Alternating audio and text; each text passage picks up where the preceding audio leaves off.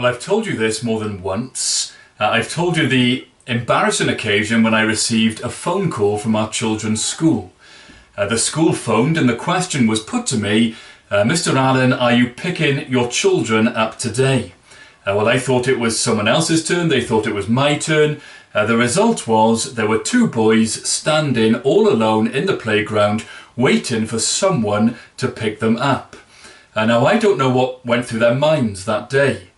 I hope they didn't think, I hope they didn't come to the conclusion that their parents didn't love them.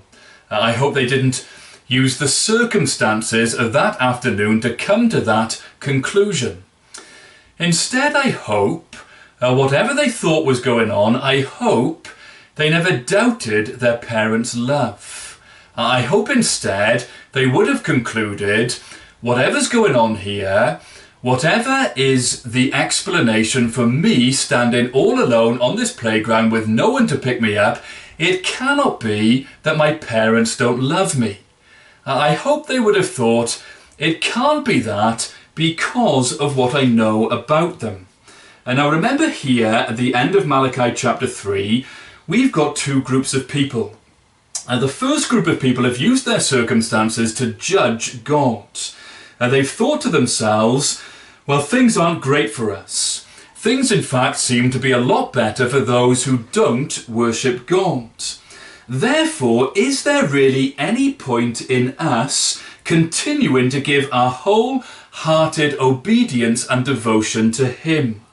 We saw the Lord addressing those people in verse 14. So verse 14 of chapter 3, you have said, it is vain to serve God. What is the profit of our keeping his charge, or of walking as in mourning before the Lord of hosts? But we've seen another group has been introduced in verse 16. So verse 16, then those who feared the Lord spoke with one another. The Lord paid attention and heard them, and a book of remembrance was written before him of those who feared the Lord and esteemed his name.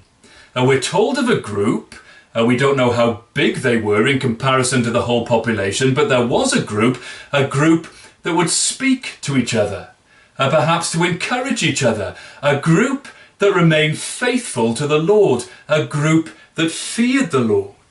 And we're told here that the Lord paid attention to them and heard them, and a book of remembrance was written before him. Remember, about 4 years ago, I think now, we were in the book of Esther. And remember how Ahasuerus recorded what Mordecai had done for him and how it was written down in the book of memorable deeds. The Persian kings, they would remember, they would note, they'd record the good deeds of their subjects. Well, here we're told God takes notes. He records the deeds of his people. What an encouragement this part of Malachi's prophecy would have been for those who heard it, who were part of this group that feared the Lord. Yes, our circumstances are difficult. Those forsaking the Lord and divorcing their wives and marrying instead the daughters of foreign gods, they seem to be prospering, and we're not. But take heart. Your faithfulness isn't going unnoticed. The Lord, he is writing it all down. There's more encouragement as we go into verse 17. Look how this group is described. Verse 17, they shall be mine, says the Lord of hosts, in the day when I make up my treasured possession, and I will spare them as a man spares his son who serves him. These people, says the Lord, are my treasured possession. Consider that in the context of what's going on here. Others have been saying, it doesn't matter whether you're good or bad. Evildoers prosper. They escape God's judgment. God is indifferent to evil. Well, verse 17 seems to say, actually, there's a world of difference. You are either God's treasured possession or you're not. And it really does matter. Look on into verse 18.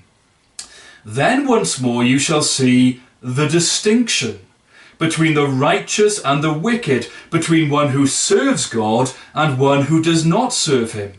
You can judge things by how they are now. In this world, evildoers prosper. But no, there is a distinction between the righteous and the wicked, between one who serves God and one who does not serve him.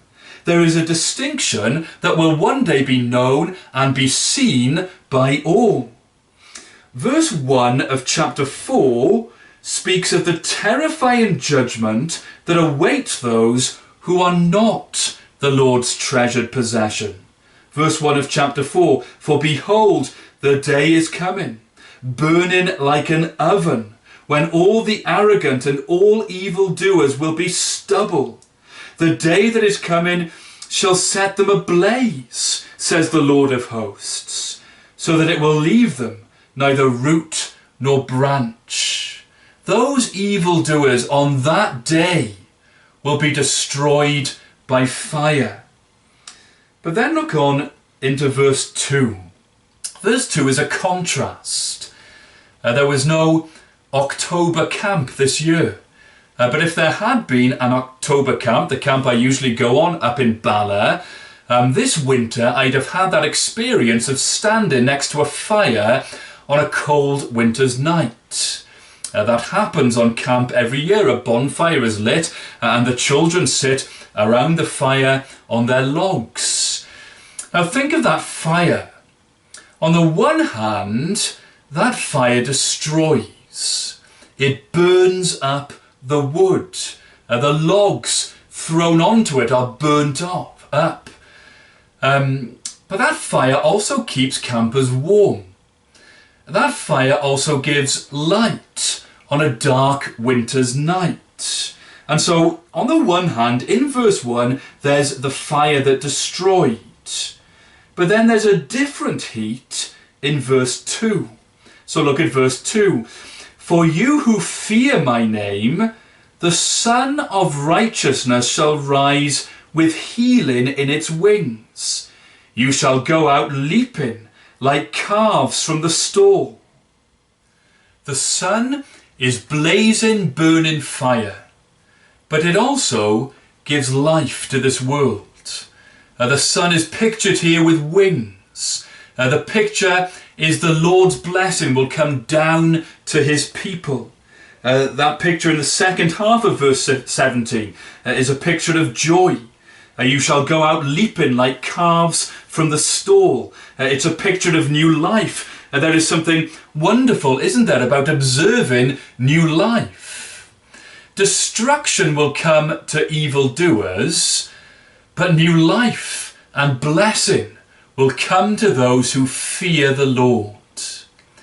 You can judge by what you can see happening now.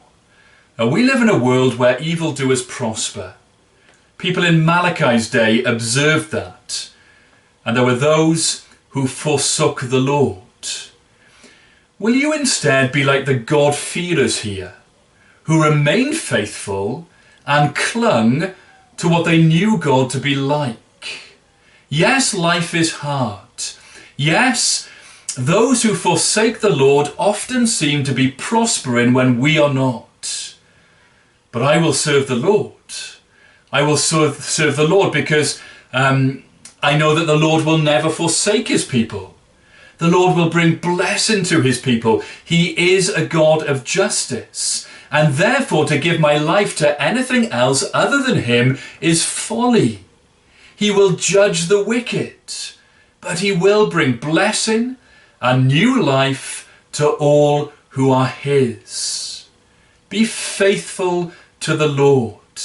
Know that he sees. He is not indifferent to what is going on in this world. And he makes a record of the faithfulness of his people. And one day he is coming for their redemption.